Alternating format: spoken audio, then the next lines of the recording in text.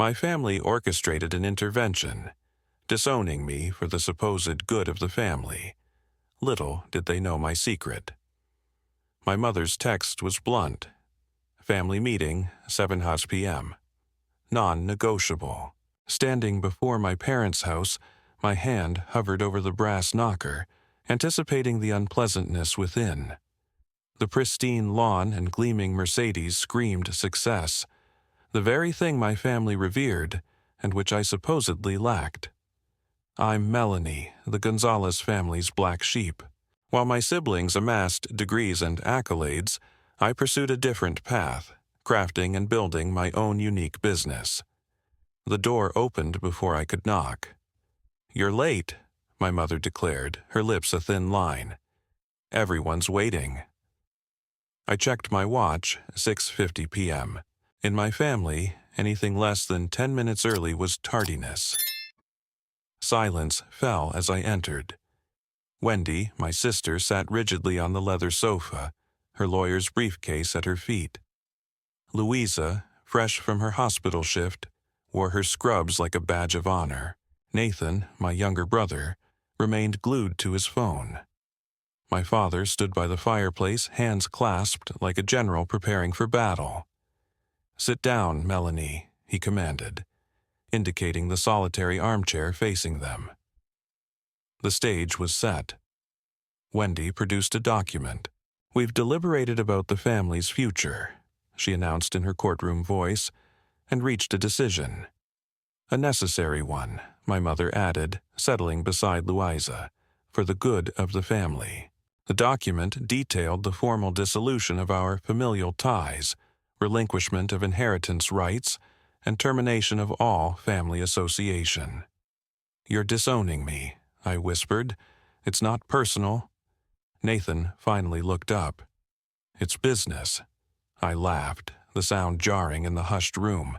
"I'm your daughter, your sister. How is this not personal?" "Your choices reflect poorly on the family name," my father stated. "Your little craft hobby," he sneered. "My business," I corrected. "Making trinkets in your apartment isn't a business," Louisa scoffed. "It's embarrassing. Do you know how it feels when my colleagues ask what my sister does?" "We gave you every opportunity," my mother continued. "The best schools, connections, resources, and you threw it all away to play with glue and glitter." I looked at the document, my hands steady despite the turmoil within. Years of subtle jabs, disappointed sighs, and backhanded compliments had prepared me for this. They never understood me. They never tried. "Where do I sign?" My mother blinked, clearly expecting tears or pleas. "Melanie, if you just reconsider your choices." "Where do I sign?" Wendy pointed to the bottom. "Initial here and sign here. A notary's waiting in the study." 10 minutes later, it was done. I was no longer a Gonzalez. The weight of their expectations, their judgment, their disapproval, lifted. "I hope you understand," my father said as I left. "This is for the best." I turned back, taking in their faces, the people who were supposed to love me unconditionally. "You know what's funny? You're so worried about the family name, about success and reputation, but you have no idea what I've actually built. You never bothered to ask." "Melanie," my mother began. "No," I cut her off. "You've made your choice. Now you get to live with it." The door closed softly, too gently for the magnitude of the event. My phone buzzed. Another major order for my business, pushing my monthly revenue well into 6 figures again. I smiled, thinking of the pending orders, the upcoming collaboration with a major retailer, and the feature article about my innovative, sustainable crafting approach. They wanted to cut me off? Fine. They'd soon learn what they'd discarded. Success, after all, is the sweetest revenge. Driving away from the house I'd grown up in, I felt not sadness or anger, but freedom. The freedom to be exactly who I was, without apology or explanation. Family, I realized, isn't about shared DNA, but about who believes in you when no one else does. And I had those people, just not the ones I was leaving behind. 3 days later, I finally told Mara. I signed the papers. Without arguing, I said, applying gold leaf to my latest creation. You should have seen their faces. They expected tears, begging, maybe a dramatic breakdown. Your inheritance, Mel, the family connections, all gone. I set down my tools. What inheritance? A share in a car dealership? I never wanted it. The privilege of being told I'm a disappointment at every family dinner. Ezra burst in, his laptop clutched like a lifeline. My marketing guru and business partner always had perfect timing. Mel, you need to see this. He spun his laptop around. Our latest collection just got picked up by Style and Home magazine. They're calling you the Artisan, revolutionizing sustainable home decor. Mara's face appeared on the screen. Holy Mel, these numbers. Is that really how much you're making? Just last month? Ezra grinned. Wait till they see what we've got planned next. The eco-friendly packaging initiative alone. My phone buzzed. Another order notification, then another, and another. What's happening? I asked Ezra. He refreshed his browser. The article just went live. We're trending on social media. The sustainable living community is going wild over your recycled material techniques. I walked to the wall showcasing my latest creations. Handcrafted home decor made entirely from reclaimed materials. Each piece told a story. Discarded wood transformed into elegant wall art. Salvaged metal into striking sculptures. Forgotten glass into stunning light fixtures. We need to scale up, Ezra said, already furiously typing. I'm getting inquiries from 3 major retailers. They want exclusive collections. Mara squeezed my shoulder. And your family has no idea. They never bothered to look. I picked up a piece I'd finished that morning. A delicate wind chime made from sea glass and driftwood. Too busy being embarrassed by their crafty daughter to notice she built a 6-figure business from scratch, I said. 7 figures, actually, Ezra corrected, still typing. After these deals close, my phone rang, an unknown number. Hello, is this Melanie Gonzalez? A crisp voice asked. This is Catherine Chen from Business Forward magazine. We're doing a feature on emerging entrepreneurs in the sustainable luxury market. Your name keeps coming up. I caught Ezra's eye. He gave me a thumbs up. I'd love to hear more, I said, maintaining composure despite my racing heart. We're particularly interested in your journey, young female entrepreneur, innovative approach to sustainability, rapid growth. Would you be open to an interview? Cover story potential. I envisioned my family's faces upon seeing me on a national business magazine's cover.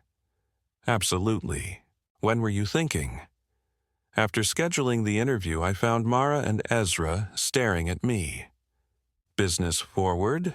Ezra whispered. Do you know how huge this is? Their features can make or break companies. Mara hugged me tightly. This is it, Mel. This is your moment to show them all. I pulled away, picking up my tools. No, this is my moment to show myself. I had orders to fill. The next few weeks were a whirlwind. I hired 3 assistants. Ezra expanded our online presence and negotiated retail deals. Mara helped me prepare for the Business Forward interview. Tell me again about your inspiration, she said one evening, playing reporter. I held up my latest piece, a chandelier made from broken mirrors and copper wire. I see beauty in broken things, in the pieces others discard. Everything has potential if you look at it the right way. That's it, she said softly. That's what makes your work special. You're not just making pretty things, you're telling stories of transformation. My phone buzzed, a text from Ezra. Major department store wants to meet tomorrow. Be ready. I looked around my workshop. Once a dusty garage, now a thriving studio. Orders lined the walls. Half-finished pieces waited on workbenches. The air smelled of wood polish and possibility. "You know what the best part is?" I said to Mara, who was admiring the chandelier. "I'm doing exactly what I've always wanted to do." "What they called a hobby is now an empire in the making," Mara added. "Speaking of them," she hesitated. "Have you heard anything?" "Not a word," I said, picking up my tools. "But they will soon enough, everyone will." The chandelier caught the setting sun, sending fractured light dancing across the walls. Like my life, I thought.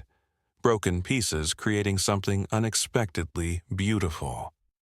"Time to get back to work," I said, reaching for more salvaged copper. "These orders won't fill themselves." Catherine from Business Forward rushed in, heels clicking. "Our cover girl," she exclaimed, thrusting the magazine into my hands. My face stared back, surrounded by my most intricate pieces. The headline read, "The Queen of Sustainable Luxury: How Melanie Gonzalez Turned Trash into Treasure." "The response has been incredible," Catherine gushed. "Social media is exploding. 3 major networks want interviews." Ezra burst in, waving his phone. "Mel, the website crashed from traffic. We've got waiting lists forming for every piece in that department store deal. They doubled their initial offer." I traced my finger over the magazine cover, still in disbelief. The article detailed everything: my creative process, business model, revenue growth. Everything except my family's rejection. "The Today Show called," Catherine continued. "They want you for Monday morning, prime slot." My phone lit up, a text from Wendy, my first contact in 2 months. "We need to talk. Urgent, family matters." I showed the message to Mara. "Funny how you're suddenly family again," she muttered. Another text arrived, from Louisa. "Saw the magazine. Why didn't you tell us? Call me a sap." "Ignore them," Ezra said, glancing at my phone. "We've got bigger things to focus on. The Singapore collector wants to commission 3 custom pieces, 6 figures each." Catherine cleared her throat. "Speaking of figures, Forbes is interested in featuring you in their 30 under 30 list." The notifications kept coming.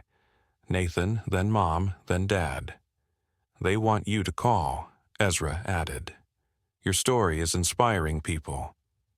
"People," Catherine said, oblivious to the family drama. "Young.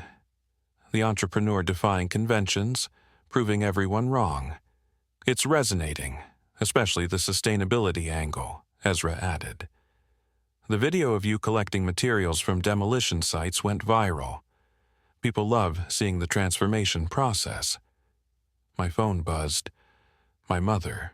Family dinner, Sunday, 7 p.m. We have much to discuss."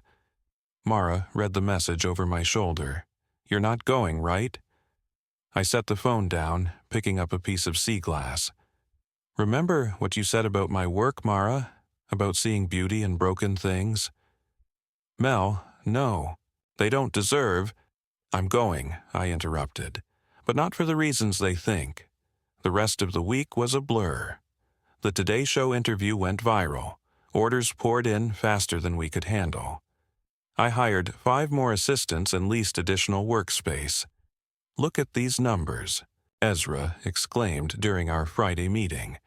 "We've exceeded our annual projection in just 2 months. The sustainable luxury market can't get enough of your work. The waiting list for custom pieces is 6 months long, even with the premium pricing." I nodded, only half listening. Sunday dinner loomed in my mind. Then my phone lit up, an email that changed everything. "Holy," I whispered. Ezra looked up. "The Museum of Modern Art. They want to feature your work in their upcoming exhibition on sustainable art." The studio erupted in cheers. Mara hugged me tightly. "See? This is what happens when you believe in yourself." "When do they want to meet?" Ezra asked, already consulting his calendar. Next week in New York, they're sending a private jet. I laughed. Sunday arrived too quickly. As I pulled up to my parents' house, I noticed all their cars were already there, the whole family, right on time as usual. My phone buzzed one last time. A message from Catherine. Breaking news. Your Business Forward feature just won Us Magazine's Story of the Year. Congratulations. I smiled, tucking the phone away. Perfect timing. The door opened before I could knock. My mother stood there, looking exactly as she had the night they disowned me, except her eyes held something new. Desperation. "Melanie, darling," she said, stepping forward for a hug. I didn't reciprocate. "We've missed you." Behind her, I saw the rest of the family in the living room. Wendy with her briefcase, Louisa feigning interest in her phone, Nathan actually looking at me this time, and my father, still by his beloved fireplace. "Have you?" I asked, stepping past her into the house. "Or did you miss what I represent now?" Silence fell. On the coffee table, I spotted copies of Business Forward. My face stared back at all of us, a testament to everything they'd dismissed. "We should talk," my father said, his voice lacking its usual authority, about the future, about family. I sat in the same chair they'd placed me in months ago when they decided I wasn't worthy of their family. "Yes," I agreed, smoothing my designer dress, paid for with little craft hobby money. "Let's talk about the future." The silence was thick. My mother bustled around, pouring tea nobody had requested, while my father repeatedly cleared his throat. "Your work is impressive," Wendy finally said, tapping the magazine cover. "The profit margins mentioned in the article are quite remarkable." Remarkable. I raised an eyebrow. I thought it was just a hobby, playing with glue and glitter. "Wasn't that what you called it?" Louisa shifted uncomfortably. "We may have been hasty in our judgments." "Hasty," I repeated, taking a sip of tea. "You disowned me." Had it notarized. My father stepped forward. "We've been discussing it as a family, and we believe it's time to rectify that unfortunate situation." "Unfortunate situation," I echoed. "Is that what we're calling it now?" Wendy reached for her briefcase. "I've drawn up papers to nullify the previous agreement. We can have it done today." "The timing seems convenient," I said, watching their faces. Right after the magazine cover, the TV appearances, the museum exhibition announcement. "Museum exhibition?" Nathan perked up. "MoMA," I said casually, enjoying their shocked expressions. "They're flying me to New York next week. Private jet." My mother dropped a teacup. It shattered on the hardwood floor, but nobody moved to clean it up. "Melanie," my father said, his voice taking on the tone he reserved for important business deals. "There's something else we need to discuss." I finished for him. "The dealership is struggling, isn't it, Dad? And Wendy, that partner position you were promised, it fell through when your biggest client left. Louisa's hospital is cutting staff, and Nathan's research funding got pulled." The color drained from his face. "How did you—" "I have good financial advisors now," I said. "They keep me informed about potential opportunities." "Then you understand," Wendy jumped in. "The family business needs to evolve. Your sustainable approach, your media presence, it could be exactly what we need." I laughed, the sound echoing in the tense room. "So, that's what this is about. You don't want me back, you want my success to save you." "That's not fair," Louisa protested. "We're family. Are we?" I stood, walking to the fireplace where family photos still hung. None of them including me, because 3 months ago in this very room, you made it very clear that I wasn't family anymore. "People make mistakes," my mother said softly. "We're trying to make it right." "No," I turned to face them. "You're trying to save yourselves. The dealership's facing bankruptcy, isn't it, Dad? And Wendy, that partner position you were promised, it fell through. Louisa's hospital is cutting staff, and Nathan's research funding was pulled. They stared, shocked by my knowledge. Like I said, I replied, good advisors. We could help each other, my father insisted. Pool our resources. The Gonzalez name still means something in this city. My name means something, I corrected. My work means something. And I did that without your help. Actually, I did it despite your discouragement. My phone buzzed. A text from Ezra. The Singapore collector doubled their offer again. Price is no object. I have a meeting, I announced, gathering my things. With people who believed in me before the magazine covers and TV spots. Melanie, please. My mother grabbed my arm.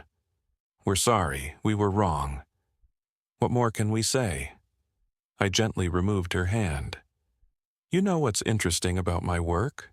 I take broken things that people discard and transform them into something valuable. But some things, once broken, can't be fixed. Some relationships, once shattered, remain that way. You're really going to hold a grudge? Nathan asked. After we've apologized? I walked to the door. All I've heard are business propositions and convenient excuses. Not one of you has actually said you're proud of what I built, or that you were wrong about my choices. You just want what I have now. That's not true, Wendy began. Save it, I cut her off. Keep your legal papers and your business proposals. I'm doing just fine on my own. At the door, I turned back. You know what the worst part is? If you'd supported me from the beginning, I would have helped you without hesitation. Family meant everything to me, but you taught me something valuable when you disowned me. Sometimes the family you choose is better than the family you're born into. I walked out, leaving them with their broken teacup and shattered pride. My phone buzzed. Mara, how'd it go? I texted back. Exactly as expected. They want what I have, not who I am. Their loss. Studio packed with orders, she replied. Want to come help? Pizza's on me. I smiled, starting my car. Family dinners are overrated anyway. The sun was setting as I drove, casting long shadows, like the pieces I work with. I'd been discarded, but found my own way to shine. Some might call it karma. I called it justice. 3 days later, a text arrived. Dinner tonight? Please, Dad. I showed it to Ezra during our morning meeting. Think he'll actually say please in person?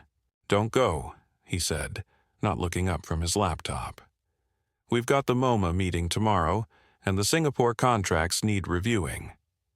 I'm going, I said, picking up a piece of twisted metal, considering its potential. But this time, I choose the place. I texted back. Lawn, 8 hours p.m. I'll make reservations. The response was immediate. That's a bit expensive. I'm buying, I replied. Bring Mom. Lawn was the kind of restaurant my parents used to brag about before the dealership started struggling. I arrived early, wearing a designer dress that cost more than my old monthly rent. They walked in right on time, looking uncomfortable. The maitre d' recognized me immediately. Miss Gonzalez, your usual table is ready. The chef sends his regards and asks if you'd like the special tasting menu he's prepared. My parents' eyes widened. I smiled. That would be lovely, Thomas. Thank you. Once seated, my father cleared his throat. Your usual table. I invest in local businesses, I said, sipping my water. This place included. The chef does amazing things with sustainable ingredients. My mother fidgeted with her napkin. Melanie, about Sunday. Let's order first, I interrupted, as the sommelier approached. The 82 Bordeaux, please. The whole bottle. My father's face paled. I knew he recognized the four-figure whine. "Now," I said, after our glasses were filled, "what's so urgent?" They exchanged glances before my father spoke. "The bank called in our loans, all of them. We have 30 days to either refinance or sell the dealership." My mother jumped in, "And we've explored every option. Nobody's lending in this market. Not to car dealerships, especially not to dealerships without a clear transition plan to electric vehicles." I said, as the first course arrived, tiny works of art on pristine plates. My parents barely touched theirs. "We need help," my father said, the words seeming to physically pain him. "Your help." "Financial help," I clarified, "not family reconciliation." "We were wrong, Melanie," my mother insisted. "So wrong. Seeing what you've built, what you've become. What I've become," I set down my fork. "I'm exactly who I was months ago. The only difference is, now I have money and influence." The second course arrived. My father still hadn't touched his first. "We're not just asking for money," he said. "We want to merge the businesses. Your vision, your sustainable approach, it could revolutionize the dealership. Electric vehicles, eco-friendly practices, and save the family name," he finished. "That's what this is really about, isn't it?" My mother reached for my hand. I let her take it, watching her face. "We're losing everything, Melanie. The house, the business, our reputation, like I lost my family." She withdrew her hand. The main course arrived, perfectly cooked Wagyu beef. The chef stopped by personally. "Everything is perfect, Antonio," I assured him. "The new sustainable menu is brilliant." After he left, my father leaned forward. "How much, excuse me, to save the dealership? How much do you want?" I laughed, drawing glances from nearby tables. "You still don't get it. This isn't about money. It never was." "Then what do you want?" he demanded, frustration breaking through his carefully maintained facade. "I wanted you to love me for who I am," I said. In the quiet of my heart, I yearned for their pride long before the glossy magazines and television appearances. I craved a family who recognized my worth beyond the dollar signs. Dessert arrived, a breathtaking masterpiece of spun sugar and gold leaf. My mother began to weep silently. "We can change," she murmured. "We can be better." I gestured for the check. "Perhaps you can," I replied, "but here's the reality. I no longer require your validation. I don't need your endorsements, your network, or your legacy. I've crafted something magnificent from what you discarded." The bill arrived. I presented my black card, indifferent to the sum. "So, that's it?" my father inquired. "You'll allow the family business to crumble? Let us lose it all?" I rose, smoothing my dress. "You imparted a valuable lesson when you disowned me," I stated. "Business is business. It's impersonal." "Melanie, please," my mother pleaded. "I have an early departure for New York tomorrow," I interrupted. "The museum is sending a car at 6 a.m. Savor the remainder of your meal. It's already covered." I exited Lon, leaving them with their untouched food and even chillier truth. My phone vibrated. Mara inquired about the meeting. "They finally apologized," I texted. Unfortunately, their motives were flawed. The cool night air brushed my face as I returned home. Tomorrow, I'd discuss my art in a world-renowned museum. Tonight, I'd presented my parents with a bill they hadn't anticipated, the genuine price of sacrificing family for superficiality.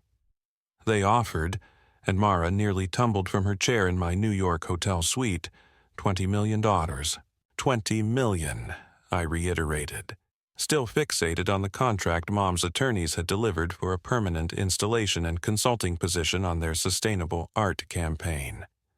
"Holy," Mara breathed, pacing. And that doesn't even include the Singapore offers or the retail agreements. My phone buzzed. Wendy, again. Dad's meeting with bankruptcy attorneys tomorrow. Please call. I disregarded it, concentrating on the Manhattan skyline outside. The museum's private car would arrive in an hour for the final contract signing. Your family's exploding my phone, too, Mara commented. Your sister, Louisa, visited the studio yesterday. What did she want? To present their perspective. Said they're on the verge of losing their home. Nathan's moving back in with them because his research grant was terminated. Another text from my mother. Please come home. We need to talk as a family. Ezra stopped pacing. You know what's ironic? If they hadn't disowned you, your enterprise wouldn't have flourished so rapidly. You channeled all that pain into your creations. Speaking of creations, Mara picked up a piece from my latest collection, a phoenix ascending from twisted metal and shattered glass. This is different. Darker. It's for the museum installation, I explained. I'm titling it Family Ties. My phone rang. Dad, I let it go to voicemail. You could rescue them, Ezra said softly. 20 million would erase their debts with substantial funds remaining. I could, I acknowledged, but should I? Mara stood, approaching the phoenix sculpture. Recall what you told me when you began this, about finding beauty in broken things. This is different, isn't it? She rotated the piece, observing the light refracting through the glass. Perhaps this is your opportunity to transform something broken into something beautiful. My phone buzzed again. A text from Nathan. They're auctioning off Mom's jewelry tomorrow, even her wedding ring. They made their choice, I stated, but my voice faltered. Ezra sat, pulling up something on his laptop. Look at this. I've been crunching the numbers. You could acquire the dealership for next to nothing right now. Convert it into an electric vehicle showroom. Your sustainable brand, plus their existing infrastructure, it could function. It could, Mara agreed, but only if you desire it. A knock at the door interrupted us. A courier with a thick envelope. Inside was a handwritten letter from my father. Melanie, I've composed this letter 100 times in my mind. Nothing feels adequate. Nothing can justify our actions. You were always the strongest among us, the most authentic. We were too blind to recognize it. I'm not requesting money. I'm requesting a chance to be the father I should have been, to be the family you deserved. We're losing everything, but that's not the reason I'm writing. We lost what truly mattered the day we signed those papers. We lost you. I'm proud of you, not because of your achievements, but because of who you are, who you've always been. Love, Dad. The paper trembled in my hands. Mel? Mara inquired softly. He said he's proud of me, I whispered for the first time in my life. Ezra closed his laptop. The museum contract doesn't have to be signed today. We could postpone. My phone buzzed one last time. A text from Louisa. Mom's in the hospital, stress and exhaustion. She keeps asking for you. I gazed at the phoenix sculpture, its fractured pieces composing something new, something more resilient. Call the car, I instructed. We're making a detour before the museum. Where? Mara asked, though her smile hinted she already knew. The bank. I need to make some arrangements. Ezra was already dialing. I carefully wrapped the phoenix. Then we're going to save a family, but on my terms. What are you envisioning? Mara inquired. A new company, sustainable luxury vehicles, electric showrooms featuring my art installations, a complete reimagining of what the family business represents. With you at the helm, I declared. With you at the helm, Ezra echoed. With me at the helm, I affirmed. They want to be a family again? Fine. But we'll do it my way. No more concealing who I am. No more shame about being different. The prodigal daughter returns. Mara smiled, but this time she holds the power. I glanced at my father's letter once more. Sometimes the things we break can be mended into something even stronger. Rebuilding requires acknowledging the broken pieces first. The car arrived as I finished packing the Phoenix. It felt symbolic that this piece, representing rebirth, would now witness one firsthand. "Ready?" Mara inquired. I nodded, tucking the letter into my pocket. It was time to demonstrate the true meaning of family and its inherent cost. We descended to the waiting car, the Phoenix carefully held in my arms. Its glass wings captured the sunlight, scattering shimmering fragments across the walls. Broken pieces uniting to form something unexpected, something beautiful, just as family should be. Silence descended upon the hospital waiting room as I entered, the Phoenix sculpture still cradled in my arms. My siblings looked up from their phones, their expressions a blend of astonishment and relief. "You came," Wendy said, rising. "Where is she?" I asked. "Room 304, Louisa replied. "Dad's with her." Nathan stepped forward. "The doctors say it's mainly exhaustion and—" "Save it," I interrupted. "We're having a family meeting. Now." Conference room down the hall. "All of you." They exchanged glances but followed. The Phoenix found a temporary perch on the conference room table, its shadows playing across their weary faces. "Before we see Mom," I began, producing a stack of documents, "we need to clarify a few things." "Is that?" Wendy began, recognizing the legal paperwork. "A new company structure?" "Yes."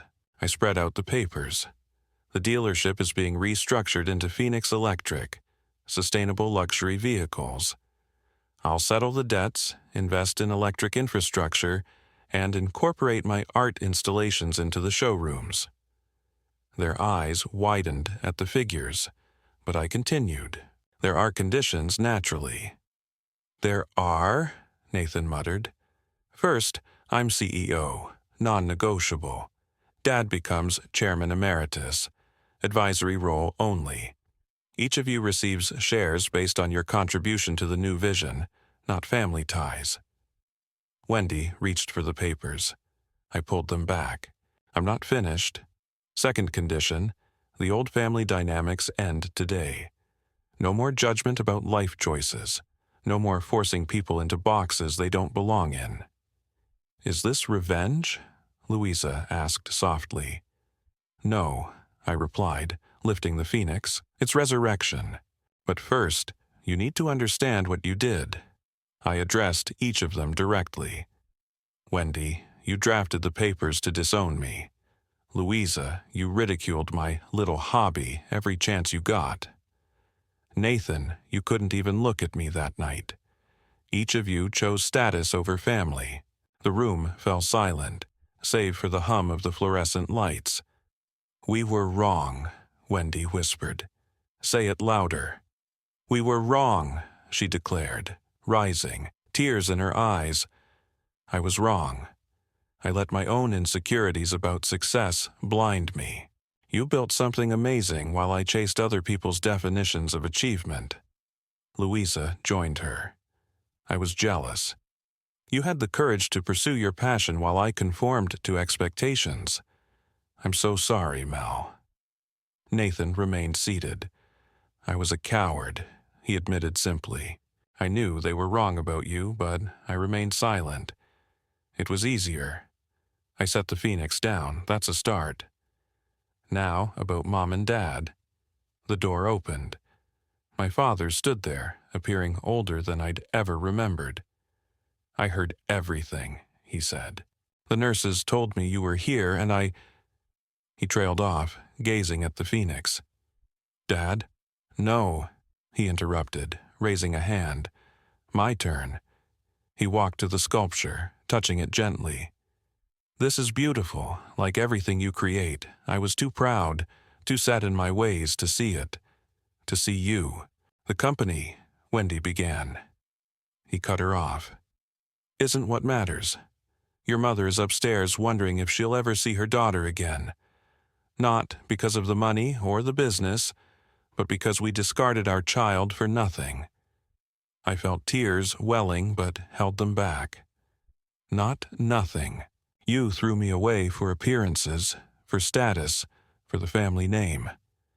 And look where that got us. He gestured to the sterile hospital walls. Our name means nothing now. But you built something real, something meaningful. He picked up the papers, scanning them quickly. These terms, they're more than fair, more than we deserve. Dad, you'd be relinquishing control, Nathan pointed out. Good, he said firmly. Look what my control did to this family. He turned to me. The company is yours. The family, that's up to you. I took a deep breath. Mom first, then we sign. We rode the elevator in silence. Outside room 304, I stopped them. One more thing, I said. That disownment document. I want it publicly destroyed at the first board meeting of Phoenix Electric. Done, they said in unison. My mother was awake, appearing frail in the hospital bed. When she saw me, she began to cry. My baby. She reached out. I'm so sorry. So sorry. I took her hand, feeling its tremors. I know, Mom, I know. We can't take it back, she said through tears. But can we try again, please? I looked at my family, broken, humbled, but present.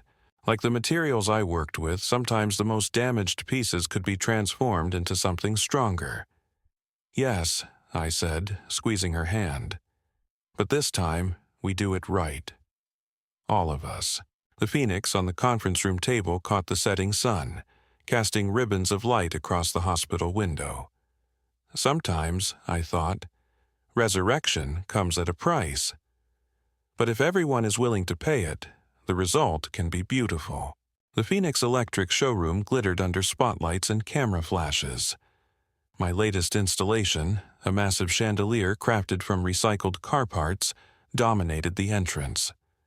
Reporters jostled for position as my father cut the ribbon. And with that, he announced, "We welcome you to the future of sustainable luxury." Mara appeared at my elbow. Channel 7 wants an interview with the CEO. The CEO is busy admiring her work, I smiled, watching potential clients marvel at the fusion of art and innovation. A new beginning, forged from the ashes of the old. A family rebuilt.